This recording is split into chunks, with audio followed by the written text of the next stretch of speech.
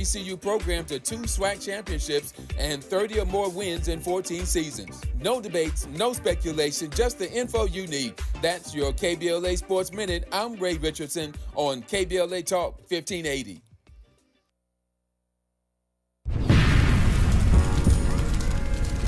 When the flames subside, who ensures that the stories endure?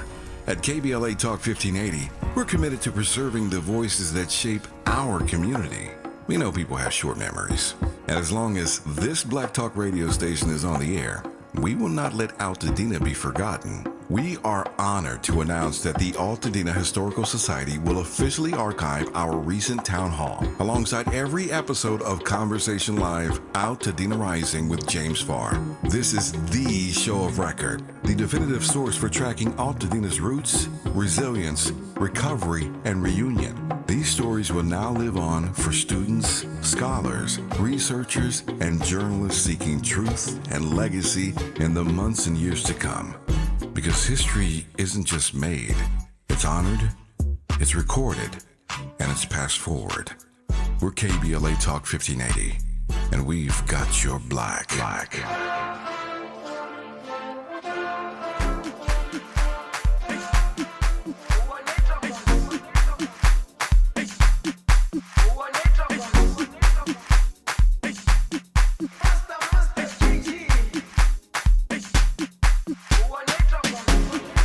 Jerusalema ikhaya lami ilondoloze uhambe nami zungangishilana Jerusalema ikhaya lami ilondoloze uhambe nami zungangishilana. Miles, we're going to Africa. Woo-hoo-hoo. We are heading to Nigeria, Ghana, and the Republic of Benin. Can't wait. Summer road trip. And when I say road trip, I mean road trip. Looking so forward. Yes, but I digress. So excited to welcome in a woman I used to know as Tuanni from Inglewood. She is from Los Angeles. She's a wine educator and entrepreneur and a convener of something called the Wine Summit of Capetown. Tuanni Price, welcome. Tuanni, can you hear? Hello, everyone. Hi, can you guys hear me okay? Yeah, we do hear you. Yes, indeed, we do. Great to hear your voice. Welcome in. Oh my gosh, it's great to hear your voice again. It feels like old times. Yes, Tuanni, you were part of the Front Page family, as you reminded me. So you're spent most of your life in Inglewood. Is that the story, Tuanni? I was born and raised in LA. I was actually born and raised in South Central LA. So I was born and raised in South Central LA. And I moved to South Africa in when did I move to South Africa? In 2018. Okay, well, let's go back to South LA for a second. So you're born and raised in South LA. You're what were you doing here? Because we're broadcasting from South LA. So I lived in South LA, and I remember, you guys, the radio morning show took me to work every morning when I used to drop my kids off at school, when I changed jobs in corporate America. So I was born and raised in LA, went to college in Louisiana, went to HBCU, shout out to Grambling, and then I moved back to LA. And I used to just listen to the radio on my way to work. And I used to call in all the time. I used to call in and win tickets. I actually told my son, listen to me, I'm on the radio. I sent him the link, and he's like, what tickets are you trying to win? And I was like, no, I'm actually calling in to talk about Afro Wine Week. That's amazing. Your kids still thought you were getting tickets. Well, I appreciate the support of the Front Page and all of that over the years. Now, take me through the mental process that brings Tuanni from Inglewood to the point of saying, I am going to leave my home in beautiful Los Angeles. You know, I'm sure you love Los Angeles like many of us do, and go all the way to the other side of the planet. I love LA. Honestly, LA raised me. It shaped me. It made me who I am, and I'm a very, very unique person. But I always wanted to move out of the country. I literally wanted to move out of the country. I had a friend, her mom, shout out to Janet. She moved to Brazil for like 3 months. I don't know, maybe she was going through a midlife crisis. I don't know what it was, or maybe she just had it in her heart like me. And so I always looked up to her and I was like, wow, I don't know what that would look like or feel like to move out of the country, but I want to do that. And so as an adult, I started traveling, and I started traveling solo because none of my friends wanted to go. They didn't have time, money, space, or whatever. And I went and I started traveling because I was studying wine. So I was studying wine and I would go to these amazing places that I would read about. And I absolutely love Spain. So I was going to move to Spain. And I said, you know what? I'm going to move to Spain. I was ready to go. And then I thought to myself, before I move to a European city, I need to visit Africa because I had never been to Africa before. And so to South Africa because of its relationship to apartheid, and its history is parallel to the United States. And so I picked Cape Town instead of Soweto because that's where I should have went, power to the people. But I picked Cape because that's where wine lives, and it's the Western Cape, it's the winelands. Wine is the basis of the economy here in the Western Cape of South Africa, Cape Town, where I live.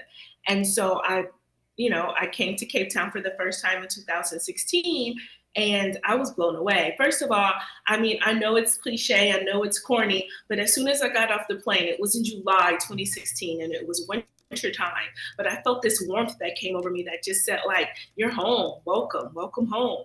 And then I went to the winelands, and I spent 2 weeks in the winelands, and what I loved about it was there were so many people who look like me. There were so many Black people in the vineyards, in the cellars, in the tasting rooms, sommeliers, winemakers, viticulturalists.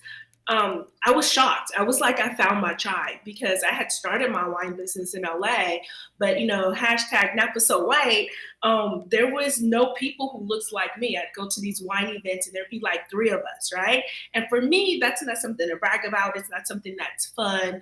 So when I came to Cape Town, I saw how many Black people there were here in the wine industry. I felt like I found my community. Yeah, I mean, I know we're not going to be talking politics because you live there now. We visited South Africa in, was it 2023? Yeah, it was awesome. I wish I had. I know what you're going to say. Yeah. South Africa, Cape Town can be very Eurocentric, right? Well, I mean, the white people there are out of control, in my opinion. The apartheid is not that long ago. They are worse than our white people. I know that sounds patronizing. I mean it too.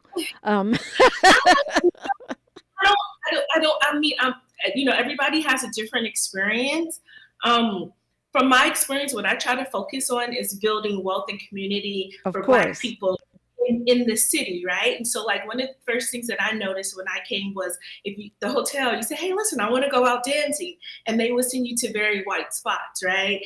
And you wouldn't get to commune with people who look like us. And so what I did was I started this business called Cape Town Club Crawl. And when Americans would come, I would take them to find people of color and to find, our music and our community. And I think that it's here. I love that. Yeah. I think that it's here. It's just you have to. Oh no, we had a great time. Don't get me wrong. We were hanging out with Black people all day long. We were just rolling 50 deep. 50 Black Americans roll into a restaurant and take over. Those white folks. Anyway, that's not what we're here to talk about. They had a whole heart attack. And you know what? Listen, I think it can be a lot for anybody. When I was in LA and I started my business, and we'd go to Solvang, and 50 of us would get off the bus, and white people would be shocked. They'd be like, "Where did you come from? How did you get here? Who are you? And, what is happening?" Yes. Yeah, most of the time they were friendly, but they were shocked. I mean, and you have to realize too that Cape Town for a long time, they haven't seen these big groups of African Americans, and we. Yeah, no, I mean, I don't want to take up your time going off into this sidebar because it is a bit of a sidebar. That's not what we're here to talk about. Although to me, it pertains to the fact of you living there as a Black American, because we saw them treating Black Africans in ways that we wouldn't tolerate. And we had a couple times where some folks spoke to people from our group like that. And once they realized we were Americans, they backed that mess right up. But it's still racism. Just because you don't want to do it to us doesn't mean that it makes it okay. They'd hear our accents or they'd notice our little tourist stuff. One Anyway. of the people should be treated nicely. So anyway. Absolutely. So, but anyway, yeah. So let me back up. So you said, okay, before I move to Spain, let me check out Africa. You went to Cape Town, which makes sense because they have amazing wine, and there's a wine culture there. We'll get into that.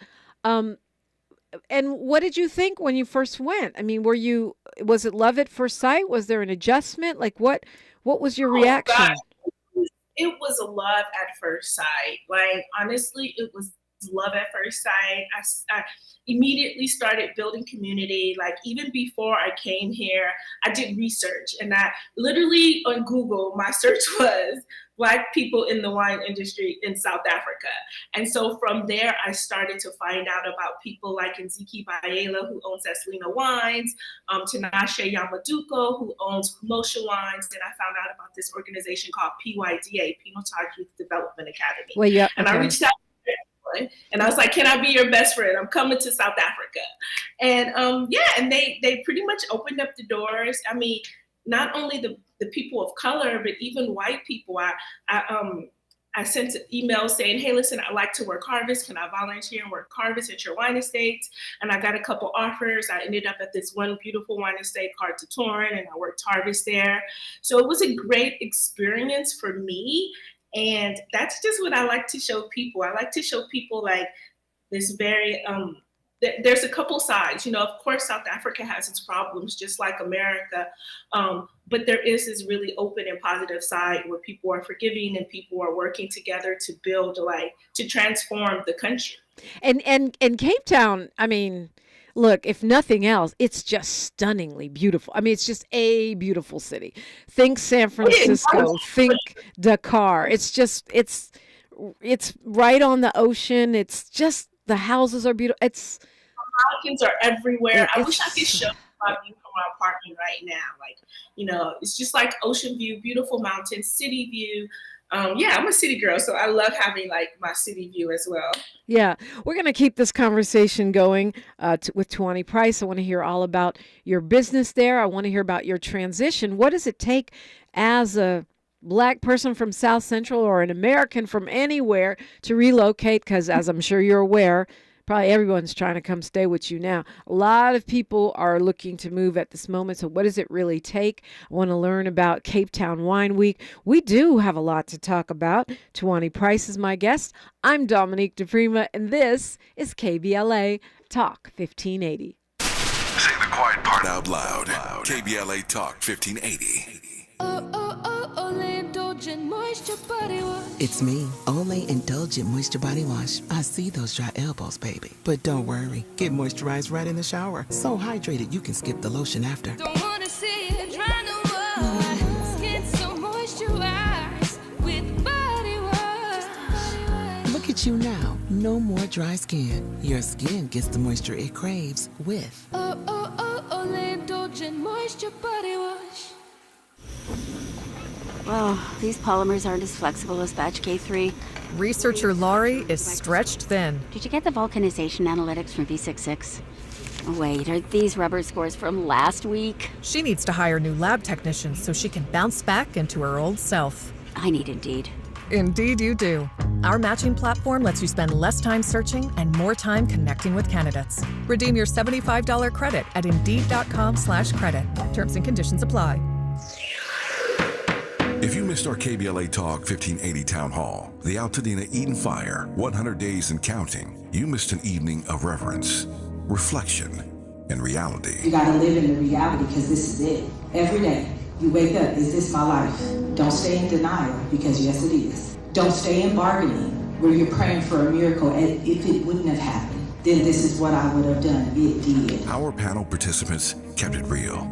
Really real. I think, number one, it's amazing to me how we ignore systemic racism in our community, and as a people, we've apologized for so much, but when will we stop apologizing for what we have paid for? Because the truth of the matter is we paid for this. You can always count on KBLA Talk 1580 to give it to you straight, no chaser. When you love folk, you tell them the truth. seeking the truth, speaking the truth. We're KBLA Talk 1580, and we don't black down.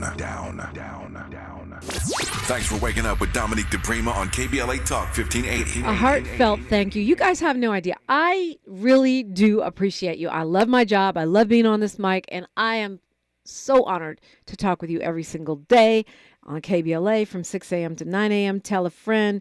We are definitely thriving and growing, and it's because of you. Talking with Tuanni Price right now reminded me that we actually have some tickets to give away. We're on our Mother's Day vibe right now, and there is a couple of Mother's Day concerts. One of them is free. That's Saturday. I'll be emceeing all day. It's at the Barack and Michelle Obama Center in South LA. And it's from 11 to 6. It's going to be amazing. I'm going to be there all day long. Leela James, Rasan Patterson, and more. DJ D Nice. We going to have a good time. That's free. That's Saturday. They want you to register. Go to Eventbrite and find it. But this one, the Queens, 4 Legends. We have tickets to give away today.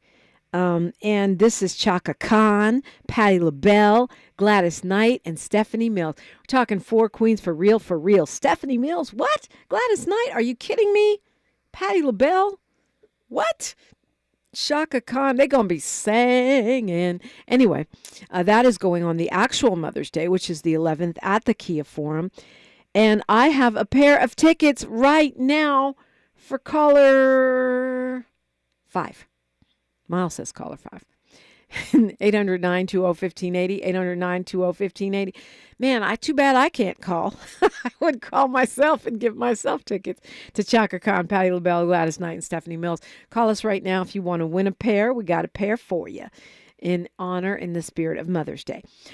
So, Tuanni Price, back to you. We're talking about your journey. You moved to South Africa from here. What does it take? I mean, did you have to sell everything? How are you able to go? You don't have dual citizenship, right? Talk to me a little bit about the logistics of moving to Africa. Yeah, I mean, so at that point, the first few years that I just visited here because I was like not sure how I wanted to do it. And then when COVID changed, that's when everything changed. Well, no, right before COVID is actually when it changed. So in 2018, and I spent 3 months here. I worked Harvest. I actually lived in the city. And then I was like, no, I really want to move to South Africa. So I went home and I packed up my apartment, sold some stuff. And then I moved here. So I moved here in December of 2018. I mean, but you had to have citizenship. How did you just go there? You get like a visa and all this stuff. There's all this technical stuff. You guys can hit me up online and I can go through that with you. But you apply for a visa. So at first it was a temporary visa, a tourist visa, and then it became a different visa and then a business visa. So like, yeah, it's a process. It's right. Not that easy. That part of it is not that easy, but it's doable. It's just a matter of paperwork. Okay. And so then once all of that got settled in, COVID happened. So then COVID happened and I had to make the decision if I wanted to go back, because before then I was doing back and forth. And then I had to make the decision of if I wanted to stay here for COVID, if I wanted to go back during COVID. And I decided to stay in Cape Town, South Africa. So I stayed in Cape Town, South Africa. I taught virtual wine tasting classes online. And then I just kind of figured out my way here. That's when I had to do all my it was just a lot of paperwork and a lot of things to make it happen here. But as far as setting up shop, getting your apartment and all that stuff, that pretty much is easy. The visa does take a long time. It's a process, a lot of paperwork, a lot of going back and forth, especially during that time because there was, there was backlog because of COVID. Yeah. And so now that I'm here, I have a business partner and part of my mission for being in South Africa is not necessarily to take because it's such a beautiful country. It's actually to give back. So I've seen some opportunities where people of color can build wealth and opportunity in the wine industry. And so that's why I created, me and my business partner, Carol, we created this Afro Wine Week. So Afro Wine Week is an investment summit. It's a conference where we're bringing people from all over the globe, from the US, the UK, other parts of Africa. And we're saying, hey, come to Cape Town. Let's have some think tanks. Let's figure out how we can enter the value chain of the wine industry. Because, you know, people of color, we drink a lot. We drink a lot of wine, we drink a lot of spirits, but how can we be a part of the wealth that's being created in the wine and the spirit industry? So I'm super proud of it. Yeah. And wine, I mean, and wine and fine dining is definitely a thing in Cape Town. I mean, it's a thing worldwide. Everybody wants to have fine dining and wine, but we went to this restaurant while we were there. I can't think of the name of it right off the top of my head. I found it in a magazine, supposed to be one of the 50 best restaurants in the world or whatever. I went there. Maybe it was, or maybe it was La Colombe. It was La Colombe. Yeah. Yes, it was La Colombe. And, you know, and that's the whole part about Afro Wine Week, right? Because you went to La Colombe, right? Yes. But there's another restaurant called Siva, which is fine dining, right? And it's Black owned, a Black chef. And I think we went there too, actually. Yeah. Yeah. Most of the places we go Black owned. Almost all of them. But I just wanted to go off on a separate adventure with a couple of my friends because I had read about this place. But yeah, for sure. Yeah. And so that's, you know, because wine is not only about like the juice. It's not only about the liquid. It's about the lifestyle, the community, fine dining, hospitality, you know. So Afro Wine Week, we want to bring people together and say, listen, South Africa is like a blank canvas, and it's a great place to learn because people are open with information. People do work together to build things.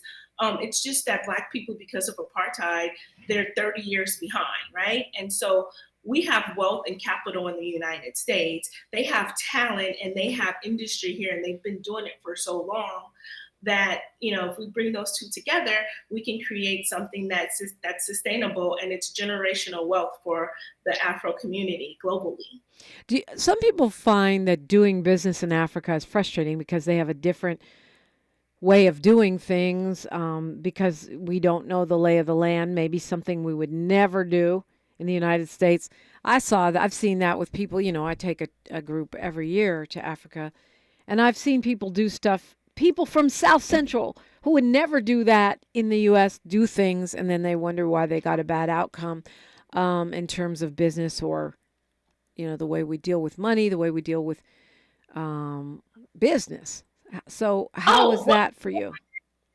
100%. And I think that's also the beauty in it, right? Because, like, you know, Black people, Afro people around the world, we're not monotone, right? We all have different cultures. We have different ways of doing things. I know here in South Africa, for example, when somebody comes up to my apartment, I used to just pick up the phone and say, okay, let them in because I know they're coming. But they would play games with me because you have to pause and say, hi, how are you? You literally have to have this courtesy before, you know, you get into the business of things. And just small things like that.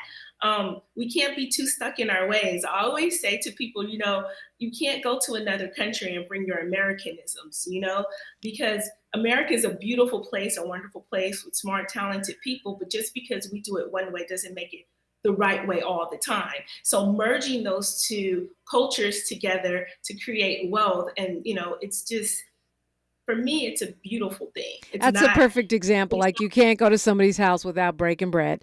You can't. They want to have that human interaction because there's a part of it that says, I respect you as another human being, not just as a transactional kind of interaction. Exactly. And so I just think that doing business here, it's beautiful. Like, honestly. And there's so much opportunity. There's so many talented, smart people. Afro Wine Week, the goal is to have it every year and to move from different cities. It would be amazing to be able to move from different cities on the African continent, right? Just because as great as America is, Europeans do it all the time. They come to Cape Town, they buy, they invest, they build, right? Because they see how far their euro goes here. And the dollar goes just as far, if not farther. And so what I'm saying to people is, come to Africa, build wealth, build with people who look like you and help them out. It would be great if we had this global, transcontinental ecosystem where we're building wealth together. So that's the goal. I mean, it is true. Most everywhere I've gone in Africa, I see Europeans. In Zimbabwe, you see Germans, and in Senegal, you see a lot of Asians and French. All throughout East Africa, we saw Asians and Europeans from everywhere, because the only people I didn't see too many of are Americans, U.S. people. You see some Black Americans particularly, but every other part of the world is really up on traveling, enjoying, and investing in Africa, and we're just now catching on. But I mean, and I want to, after news, traffic, and sports, I want to talk about how we can go, because I think people might be able to go, and how we can support your business and all of that. But right now, talk to me about a little bit more about the business in terms of all these stereotypes that if you do business in Africa as an American, you're going to get ripped off. Listen, some of my best ripoffs have been by Americans. I'll tell you that much. Fire Festival, anyone? Right. I think that, humans, my family, they call me the naive one, right? And the super nice one. But I live a good life. And I feel like doing business in Africa, it could be challenging just because you might have to check your own self. You might have to slow down and say, you know what? How can I ask this question in a different way? You might have to be a little bit more patient. But sometimes that's not a you problem. It could be a me problem, right? We can't just, in that relationship, you can't always enter that relationship thinking that the other person is the problem first. Sometimes you have to look at yourself and be like, hey, listen, am I the problem? Now, I've had experiences like, listen, I'm the person when I pay for something, like if you're going to do a service for me, I kind of like to say, you know what, I trust you, you have good reviews or whatever, let me pay the majority of it, or sometimes let me pay full in front, right? But what I have learned in Africa, it's like you can't do that. Like you really have to pay like 25% here, 25% there, and pay the balance when you have a completed product. And that's just what I've learned. That's probably one of the biggest challenges. But then other than that, people are smart, people are willing to engage in Africa, and don't believe the stereotypes. I mean, we heard a lot of stereotypes about Africa in general growing up, right? That's one of the reasons that it took me so long to come. Yeah. And I wish that I had come as a younger woman. All right, we're going to continue our conversation with Tuanni from Inglewood, a.k.a. Tuanni Price, when we come forward on KBLA Talk 1580. She's reclaiming her time on KBLA Talk 1580. More First Things First with Dominique DiPrima when we come forward. I'm Bree Wood with BIN News Now. President Trump plans to hold a big military parade in Washington, D.C. Trump was asked by NBC's Meet the Press about the potential cost. Peanuts compared to the value of doing it. We have the greatest missiles in the world. We have the greatest submarines in the world. We have the greatest army tanks in the world. We have the greatest weapons in the world. Defense officials say the parade comes with a hefty price tag estimated as high as $45 million. The Real ID deadline is Wednesday. The Trump administration says all states will need to comply by the May 7th deadline. Real ID is an enhanced security driver's license that will be needed to board any domestic airline flight in lieu of a passport. And President Trump wants a 100% tariff on films produced outside of the U.S., calling them a threat to the American movie industry. Direct tariffs on intellectual property aren't allowed, but other trade barriers may be used. Get BIN News Now on demand 24/7 on the iHeartRadio app.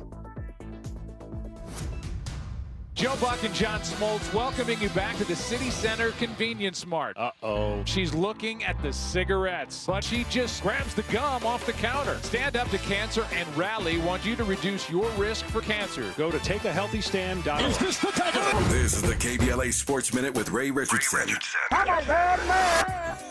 With the Lakers and Clippers out of the NBA playoffs, NBA fans in LA will have to decide on who to root for. The Golden State Warriors might be at the top of the list. Golden State won Game 7 in Houston on Sunday to advance to the Western Conference semifinals. Golden State is at Minnesota Tuesday for Game 1 of a best-of-7 series. After eliminating the Clippers Saturday, the Denver Nuggets are at Oklahoma City tonight for Game 1. In the Eastern Conference, New York is at Boston tonight for Game 1. Indiana has a 1-0 lead over Cleveland, the top seed in the East. Game 2 is Tuesday. Congratulations to Jackson State University baseball coach Omar Johnson. Johnson earned his 600th career win Sunday with Jackson State's 5-0 victory over Mississippi Valley State. Johnson, in his 16th season at Jackson State, has led the HBCU program to 2 SWAC championships and 30 or more wins in 14 seasons. No debates, no speculation, just the info you need. That's your KBLA Sports Minute. I'm Ray Richardson on KBLA Talk 1580. All I need is one mic. With a KBLA Talk 1580 editorial, I'm Tavis Smiley. With so many shows on our station weekdays and weekends, it's hard for me to keep track of all the guests who are actually in studio on any given day. I wish I'd known in advance that LADA Nathan Hochman was coming in studio for a recent interview. Had I known, I would have loved to have personally greeted him and then asked him why LA City Council member Tuanni Price is being criminally prosecuted for allegations of misconduct similar to the conflict of interest violations for which former City Council member Kevin De Leon is only being fined. What's that about, Mr. DA? In fairness to Mr. Hochman, it was former DA George Gascon who actually filed felony charges against Councilman Price. I opined then on how these criminal charges against Price did not pass the smell test. I was concerned then that this was yet another wayward prosecution of a high-profile black elected, not to mention a waste of taxpayer money. I am even more convinced now that this is a hot mess. To be clear, neither you or I want a bunch of self-serving, greedy, conflict of interest criminals managing the people's business inside LA City Hall. But we also don't want selective or targeted prosecution of black politicians. We've seen that movie before, and we don't need a sequel. It's hard to watch Kevin De Leon get away with paying an $18,000 fine for repeated ethics violations, what he calls an oversight, and at the same time, watch the DA's office continue its criminal prosecution of Tuanni Price for issues allegedly involving his wife's clients. Motions, I might add, that were passed unanimously by the LA City Councilman. What are you saying, Tavis? I'm glad you asked. DA Hochman did not start this inquisition, but he certainly has the power to stop it. I have said it before, and I will say it again. Fundamental fairness. In the absence of fundamental fairness, we experience a cascade of deteriorating conditions. The erosion of trust, the weakening of social cohesion, alienation, marginalization, the legitimacy of authority diminishes, cynicism and disengagement grow, and ultimately, people abandon civic participation altogether. Fundamental fairness, Mr. Hochman, that's all we ask. With a KBLA Talk 1580 editorial, I'm Tavis Smiley. As always, we welcome your feedback.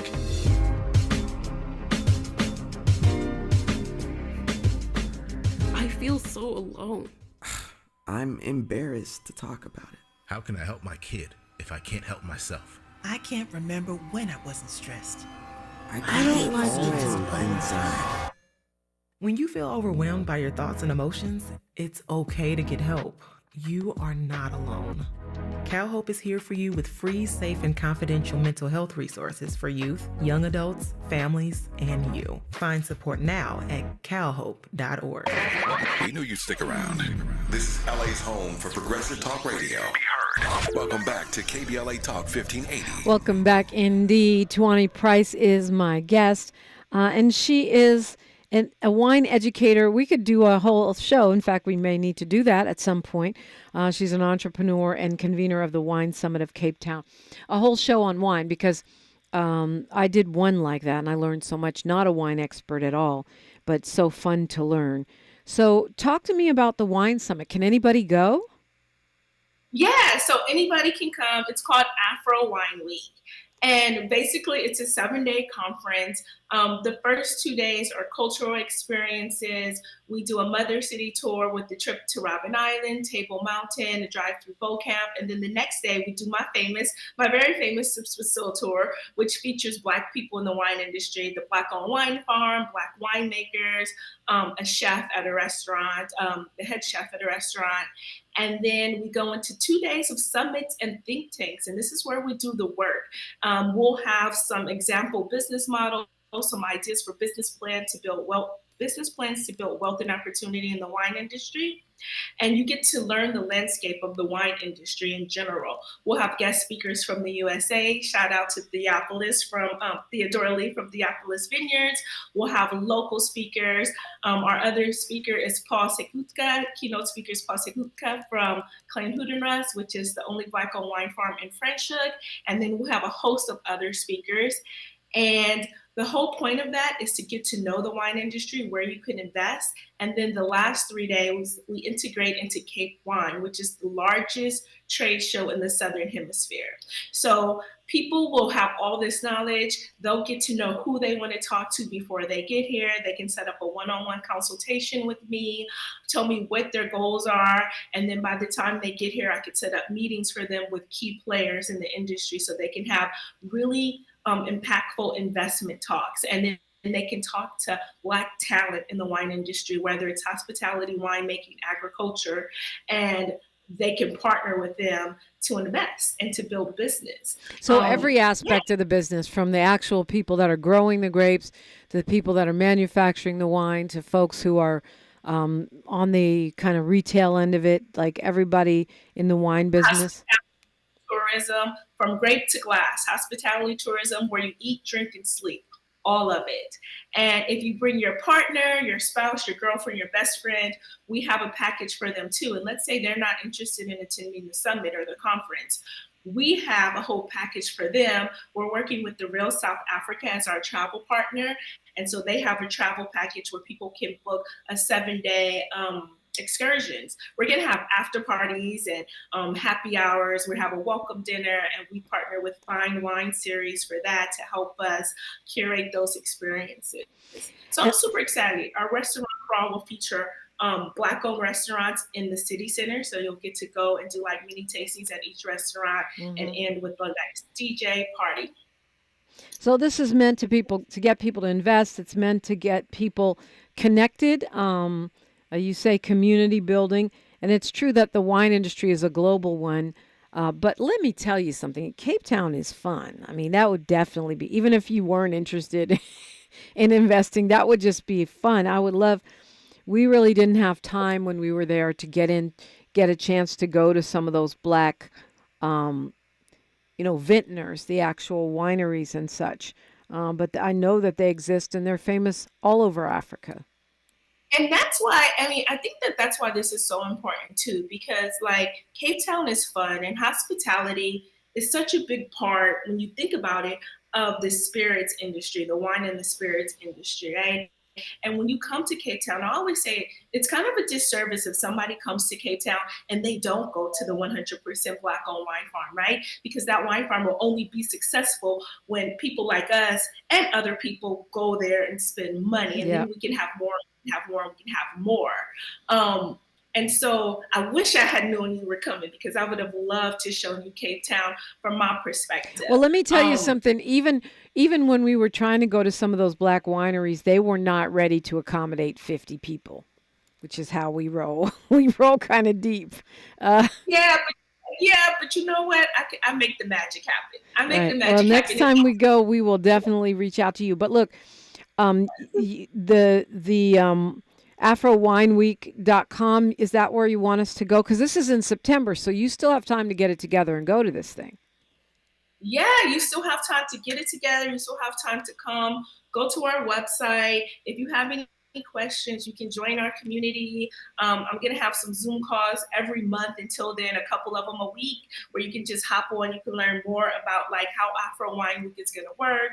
If you just want to come to Cape Town that week, because we're going to have so many parties and dinners and interactions and so much community, you can just come to Cape Town that week and not come to the summit and still be a part of building wealth for Black people. So yeah. So tell us the website again. It's afrowineweek.com. Afrowineweek.com. In the comments for the YouTube. So if you're on YouTube, go to the YouTube. You can see it in the comments. But it's afrowineweek.com. And you guys can always follow me on Instagram. It's really easy. Tuanni Price. It's my name, Tuanni Price, on Instagram. And yeah, I'll reach out. I try to get to all of my messages. But yeah. Well, good job. And what are other ways that people can support your business if they're not coming to Cape Town, or support Black vintners, just in general? If you're not coming to Cape Town, what I really love is one of my really good friends, Angela McCree. She's on the leadership team for the African American Vintners Association, or Association of African American Vintners. And that really does exist. It's AAAV. You can go to their website, to their Instagram, and you can learn about all the Black people, all the people of color, women and people of color in wine. Another organization is the Roots Fund, who is our beneficiary organization. It's a really great organization that puts Black people through school, if it's wine school or college. And they have like excursions where they take people to France, they bring them to South Africa. The Roots Fund is another one. The AAAV is another one. Just go to my website, durywine.com. I have a list. I used to have a list. I haven't updated in a while. I need to. But all the Black wine brands in the United States and in South Africa, that's on my website, durywine.com. And follow me on Instagram. I love all people, but I especially want us to win. I'm like, what does Issa Rae say? I'm rooting for everybody. Rooting for everybody Black. Yes, indeed. We are rooting for everybody Black. That's in wine and spirits, because we drink so much of them.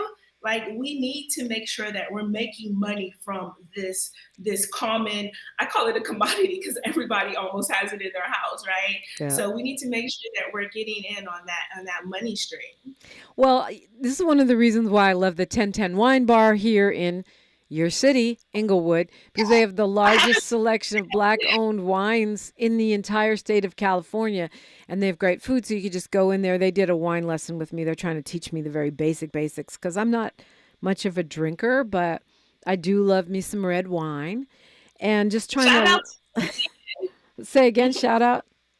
I said shout out to 1010. Before I moved to South Africa, they were just like acquiring the property, getting their liquor license together. So I didn't have a chance to go when they opened it, but I always tell my customers about 1010, and like even 1010. And then on the East Coast, you have the Urban Wine Grape, which is a wine retail store. There's so many resources for us to support each other.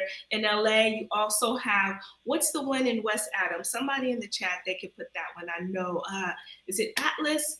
I can't remember. Adams Wine Bar. I'm not familiar. I know there's one in Long Beach now too. So it's, it's picking up pace, but specifically, we're going to continue this conversation with Tuanni Price, Black vintner, Black wine, Black Afro Wine Week, and a woman who appears to be thriving in her new life living outside of the United States. So much to talk about. KBLA Talk 1580. More of First Things First with Dominique DiPrima when we come forward. This is Joe Cordell of Cordell & Cordell. Cordell & Cordell is the largest family law firm in the country, with over 35 years of helping clients navigate divorce. That does give us certain advantages, for example, in focus and resources. But being big doesn't mean less personal or less local. Our attorneys live and work in your community, and as neighbors, they understand the challenges your families face. If you're a guy facing divorce, remember, Cordell & Cordell, a partner you can count on. 1455 Frazee, San Diego. CordellCordell.com. The doctor's office that accidentally mixed up your files has your social security number. The power company that mistakenly cut your service has your payment info. And the hotel that lost your reservation has your passport number. You need LifeLock because your personal info is in endless places that can expose you to identity thieves.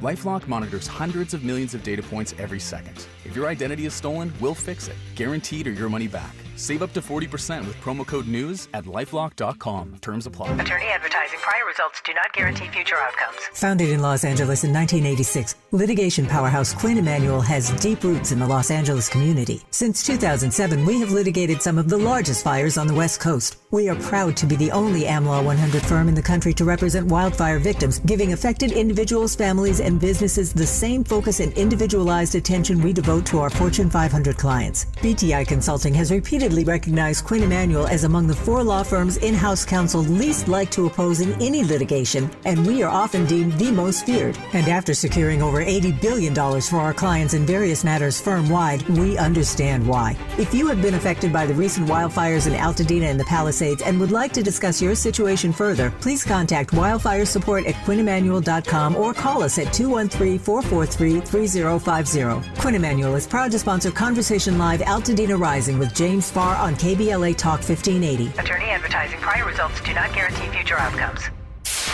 KBLA Talk 1580. We've got a lot to talk about.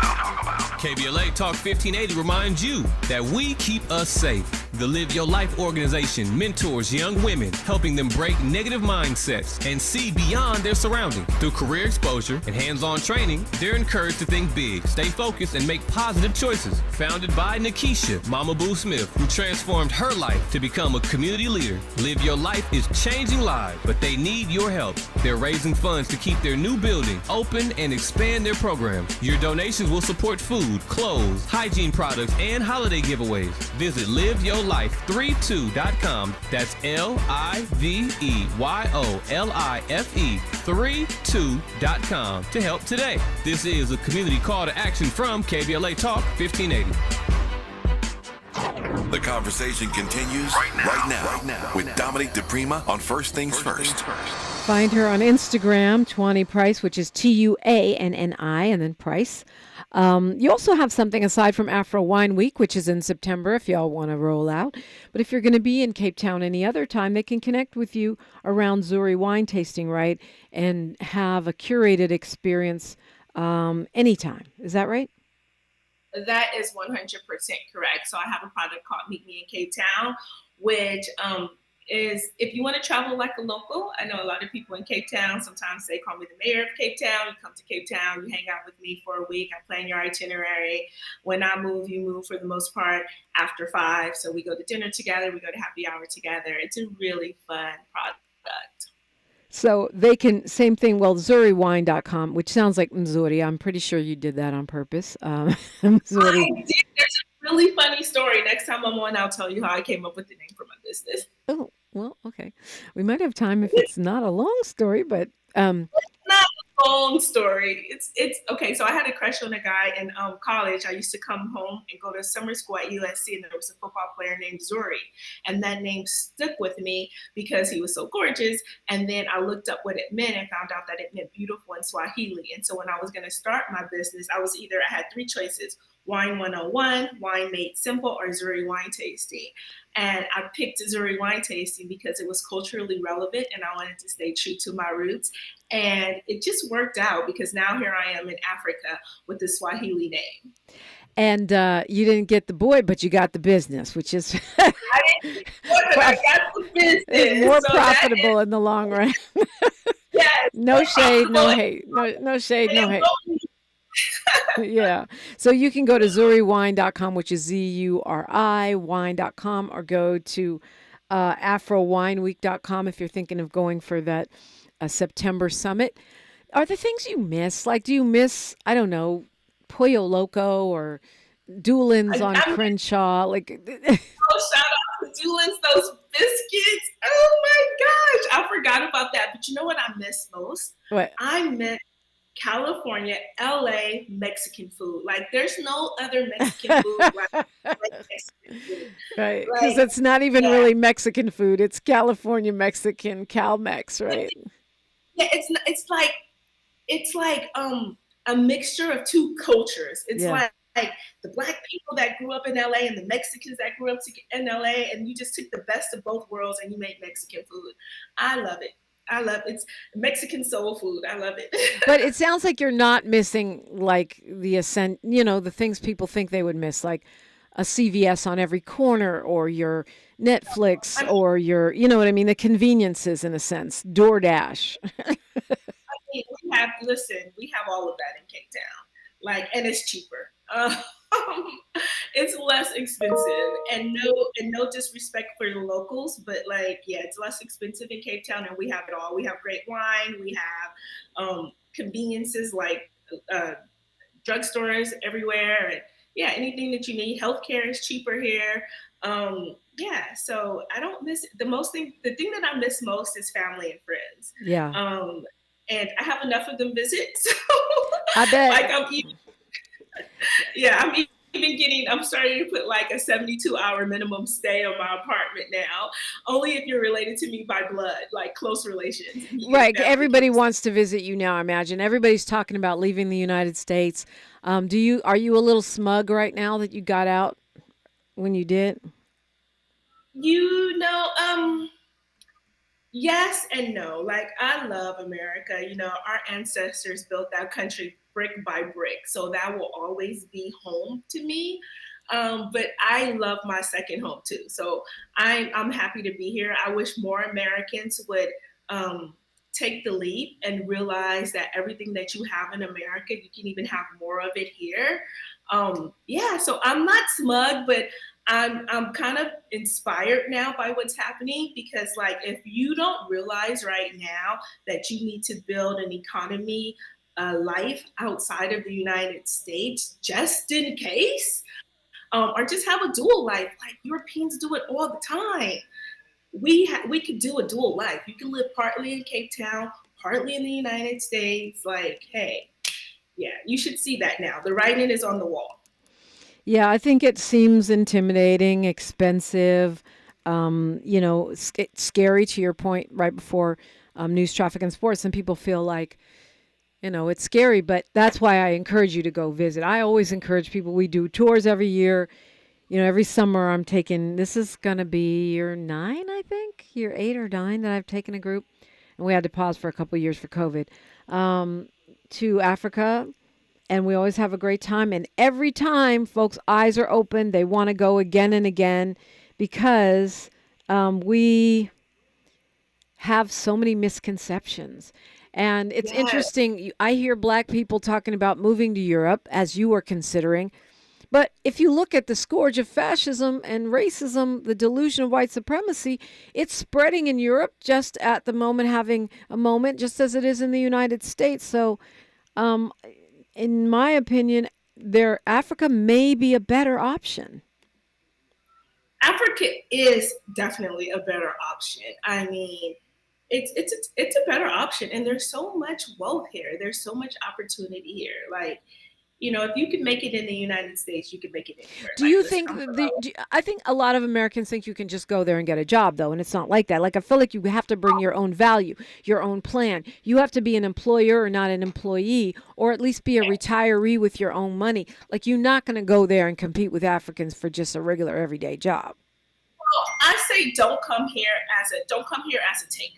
Come here as a giver. Come here building a business. Come here, spreading your wealth. Don't come here, because the unemployment rate is very, very high in South Africa. So don't come here thinking that you're going to get a job easy, and you really don't want a job easy.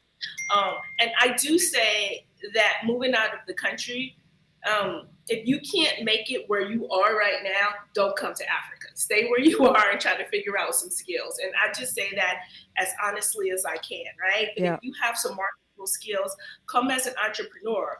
I feel like as people of African descent, that's in our blood. You know what I mean? Yeah. We just have to take into that. Do you find, and I got to ask you this because we have the conversation all the time, do you find that people are, that there's a sort of a prejudice against Black Americans there, or, that people look down on us? That's one of the tropes.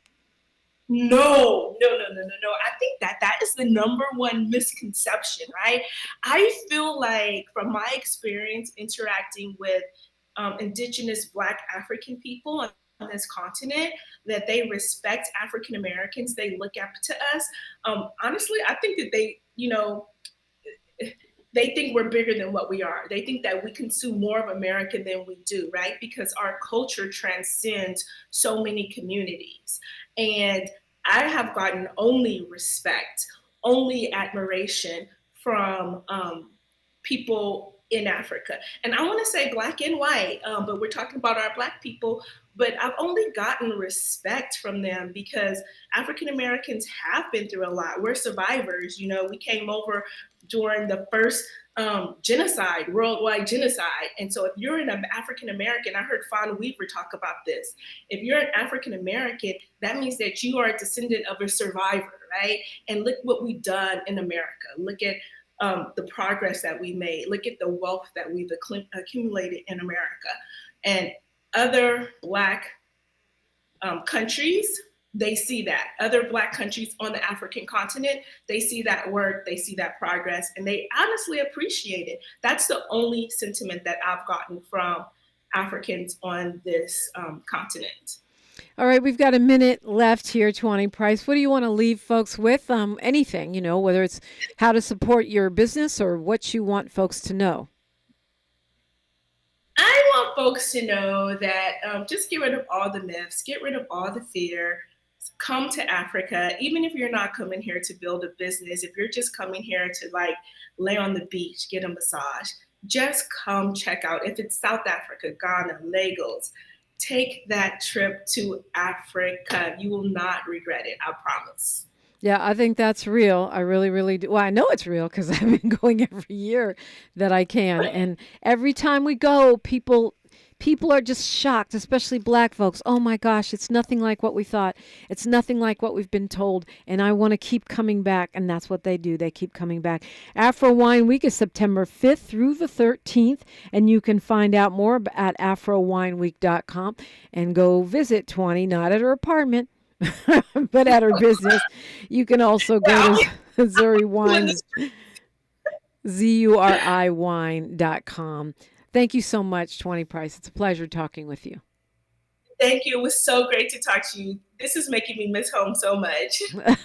Well, we're always here on YouTube, so you can always tap in on the comments. Tavis Smiley's up next. His Monday shows are always fire, so get ready for that. Since we were talking South Africa, I'm going to a Nelson Mandela quote. He says, "There is no passion to be found in playing small, in settling for a life that is less than the one that you are capable of living."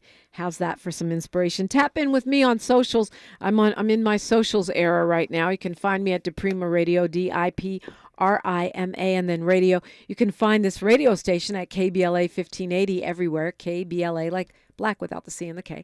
And then 1580. And of course, we're on our website. We got so much going on. We appreciate your love and support. Like my mama, the poet Diane DiPrima used to say, history is now. And we're making it together. Until tomorrow, one love. KBLA 1580 Santa Monica. I'm Bree Wood with BIN News Now. President Trump plans to hold a big military parade in Washington, D.C. Trump was asked by NBC's Meet the Press about the potential cost. Peanuts compared to the value of doing it. We have the greatest missiles in the world. We have the greatest submarines in the world. We have the greatest army tanks in the world. We have the greatest weapons in the world. Defense officials say the parade comes with a hefty price tag estimated as high as $45 million. The Real ID deadline is Wednesday. The Trump administration says all states will need to comply by the May 7th deadline. Real ID is an enhanced security driver's license that will be needed to board any domestic airline flight in lieu of a passport. And President Trump wants a 100% tariff on films produced outside of the U.S., calling them a threat to the American movie industry. Direct tariffs on intellectual property aren't allowed, but other trade barriers may be used. Get BIN News Now on demand 24/7 on the iHeartRadio app. Joe Buck and John Smoltz welcoming you back to the City Center Convenience Mart. Uh-oh. She's looking at the cigarettes, but she just grabs the gun. Rally wants you to reduce your risk for cancer. Go to takeahealthystand.org. This is the KBLA Sports Minute with